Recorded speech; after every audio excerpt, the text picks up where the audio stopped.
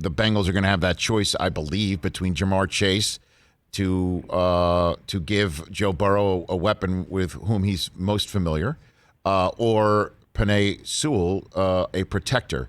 What, based on the film that you see, would you say is the better option at 5 for the Bengals? That's a hard call, only because that becomes a philosophy issue. I mean, how you feel about protection, how you feel about your quarterback being able to handle and at times perhaps camouflage a lesser O-line. Many quarterbacks can camouflage O-line weaknesses or lack of strength in an O-line with the way in which they play with timing and rhythm. I ultimately think Burrow is that guy. Jamar Chase, to me, is another guy that has some special qualities. He's a type A personality. He's an alpha dog. He's got great, when I say size, not length per se, but the way he's built. His play strength is really high level. Body control, balance. You know, he reminded me of two guys when I watched him. And normally these things just pop into my head, Rich. I don't sit around for 15 minutes after I watch a guy and say, who does he remind me of? It either pops into my head or it doesn't. But he reminded me in the way in which he played of Steve Smith and DeAndre Hopkins. Those are two pretty damn good receivers, I'll tell you that. Yeah, no, he's another guy whose tape, and obviously I watched his 2019 tape. His tape, in my view, was really, really good. Okay, and then what about the wide receivers from Alabama? How would you rank them?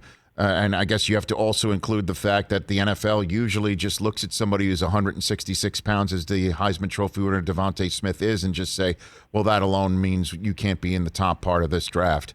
I'd answer that question this way. I would say that what that means is that Devontae Smith is a discussion in draft rooms. It doesn't mean he can or can't play, but it's a discussion because he's an exception. So you have to discuss it. Now, you may come away from that discussion and say it doesn't matter.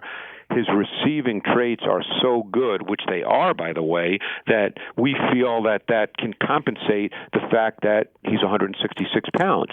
Or you may come away and say, depending on your view, and say, you know what, we're a little concerned about that. We love the player, but we're a little concerned. So I think when all's said and done, you ultimately have to decide how best to deploy him.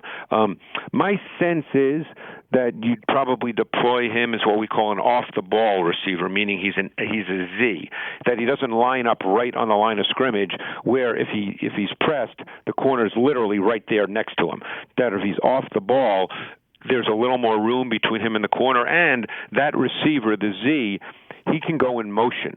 Because to me, what you want to do with Devontae Smith is you want to get him free access off the ball. He's silky smooth and he's a strider. You want to allow him to stride out in the initial part of his routes.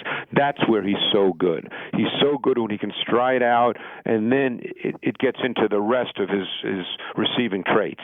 But you don't want him to have to fight off press coverage too often. I'm not saying he can't do it, but I don't think that's what you want to do with him too often. Hey, you watched all the way to the end. Thanks for that. Watch more right here.